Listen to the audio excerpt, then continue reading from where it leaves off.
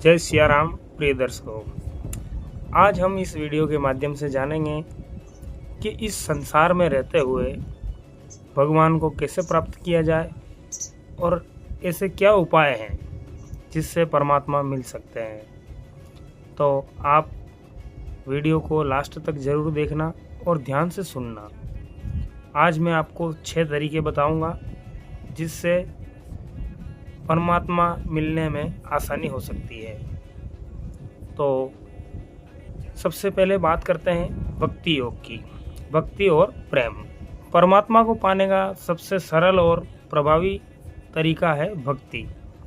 प्रेम और समर्पण के साथ भगवान का स्मरण करना और उनकी आराधना करना व्यक्ति को ईश्वर से जोड़ता है। अतः भक्ति में ध्यान देना जरूरी है। और दूसरा आता है ज्ञान योग, ज्ञान और विवेक। आध्यात्मिक ज्ञान का अर्जन करना और आत्मा एवं परमात्मा को सत्य समझना।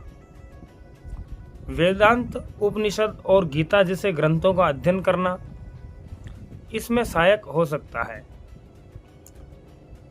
यानी कि संपूर्ण जितने भी शास्त्र हैं उन शास्त्रों का अध्ययन इंसान को करना ही चाहिए। और तीसरा आता है कर्म योग, निष्काम कर्म। निस्वार्थ भाव से सेवा करना और अपने कर्तव्यों का पालन करना भी परमात्मा तक पहुंचने का एक सरल मार्ग है। गीता में कृष्ण ने अर्जुन को कर्म योग का उपदेश दिया। अब चौथा है ध्यान और साधना। ध्यान के माध्यम से अपने मन को शांत करके भीतर के परमात्मा का अनुभव किया जा सकता है।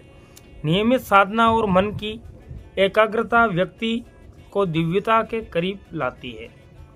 इसलिए ध्यान करना और एकाग्रचित होकर ध्यान करके सारी चीज़ों को करीबी से देखना।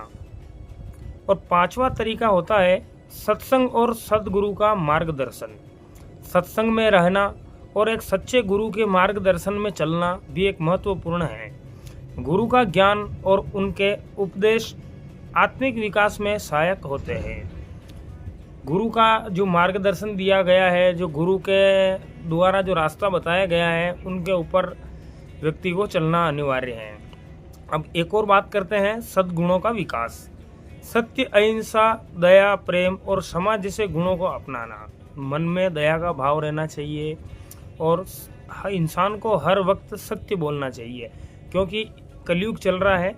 कलयुग के अंदर भगवान ने कहा कि कलयुग केवल नाम आधारा, सुमिर सुमिर नर उतर उपारा। तो केवल आप नाम मात्र से ही आपका उद्धार हो सकता है। और दूसरा, परमात्मा सबसे सरल मिलने का एक ही तरीका है कि आप हर वक्त सत्य बोलो, क्योंकि सत्य ही सब कुछ है। और जो इंसान सत्य बोलता है उसके परमात्मा बहुत करीब होया करते हैं। इसलिए सत्य जरूर बोले और सत्य बोलना ही सब कुछ है, क्योंकि सत्य ही शिव है, सत्य ही ईश्वर है और सत्य ही सब कुछ है।